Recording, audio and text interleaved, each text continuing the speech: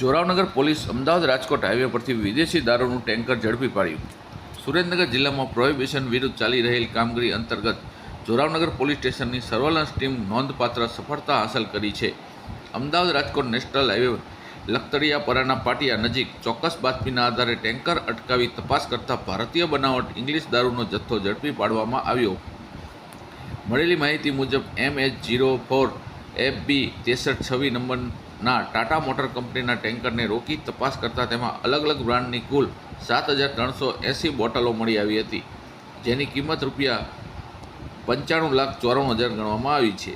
આ ઉપરાંત tanker ₹30 lakh, mobile phone ₹5,000 તથા અન્ય જરૂરી દસ્તાવેજો મળી કુલ ₹1,25,99,000નો મુદ્દામાલ કબજે કરવામાં આવ્યો છે.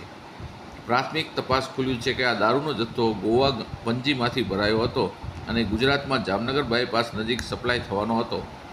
આ સમગ્ર કામગીરી જિલ્લા પોલીસ અધ્યક્ષ શ્રી પ્રેમસિંહ ડેલુ તથા મદનીશ પોલીસ અધ્યક્ષ શ્રીમતી વેદિકા બિહાનીના માર્ગદર્શન હેઠળ જોરાવનગર પોલીસ સ્ટેશનના મદનીશ પોલીસ અધ્યક્ષ શ્રી કરણકુમાર પન્નાના નેતૃત્વમાં સર્વેલન્સ ટીમ દ્વારા હાથ ધરવામાં આવી હતી.